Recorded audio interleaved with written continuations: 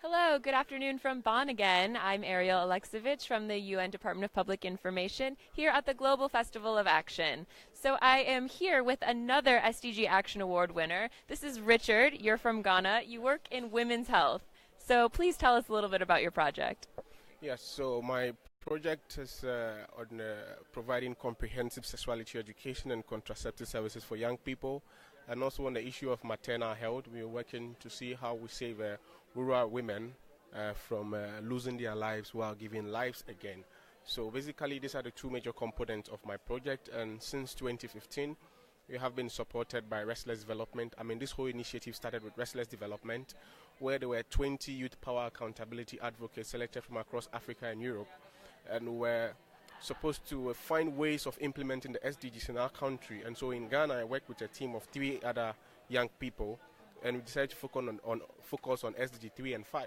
That's on women's and girls' empowerment, and also when it comes to health. So this is the focus area I have been doing since the past 2 years. And so Restless Development funded the project, but it ended somewhere last year, and funding is done. But I still wanted to make sure I carry on with the work I was doing, because this is something I'm very passionate about.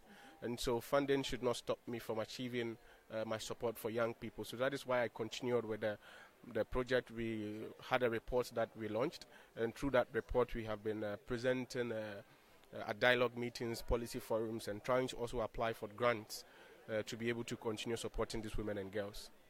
Wonderful. This is great. And we love promoting gender equality, and we love it when men take the lead as well or step up to support women. How did you choose this as a cause to work on?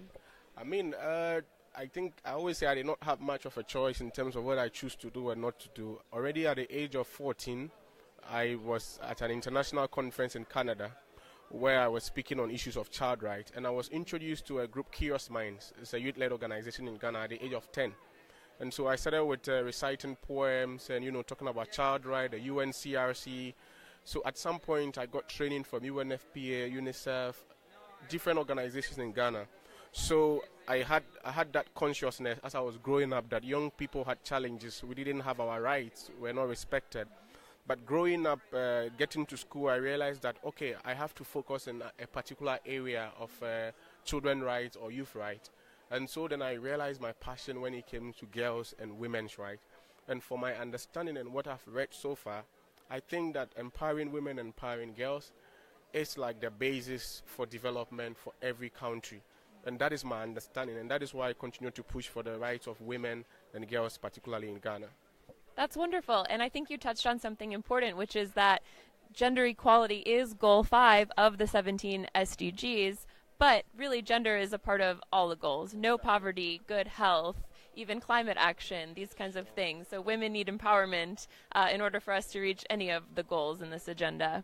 So what I've read and heard a little bit about your project is that you used to go door to door to teach people in Ghana and inform them about their reproductive rights. Can you tell us a little bit about that? Yes, so before the project started, like I said, we were trained by Restless Development. There were 20 of us.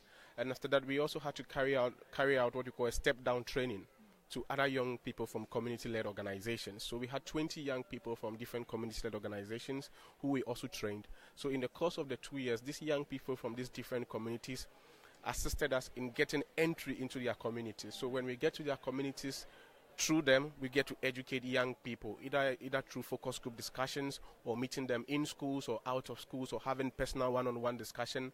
Our aim was just to talk to as many young people as possible, give them information. So if it's door-to-door, social gatherings, social event, we just make sure we're there.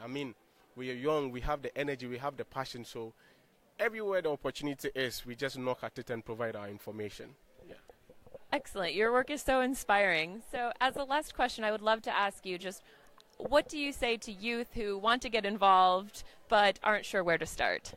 Yeah, first of all, I would say it is challenging because young people like me and many others out there don't get a kind of support, particularly financial support, in terms of what we want to do and our passion.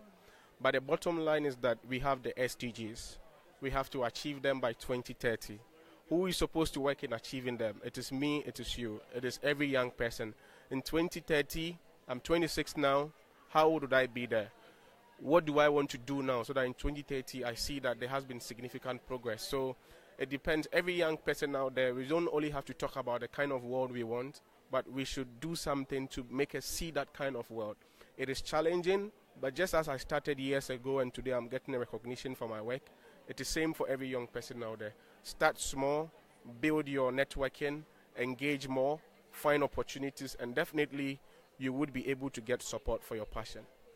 Wonderful. And you know, the SDGs, they're for everybody. They're for people from Ghana, they're for people from Germany, developed countries, less developed countries. It's for everybody. This is your agenda. This is our agenda. Thank you, Richard, for being here. Thank you so much for hosting me. Absolutely. And everybody at home, you can learn more about Richard's project, and I hope you do. Go to globalfestivalofaction.org and see all of the SDG Action Award winners and finalists. Thank you.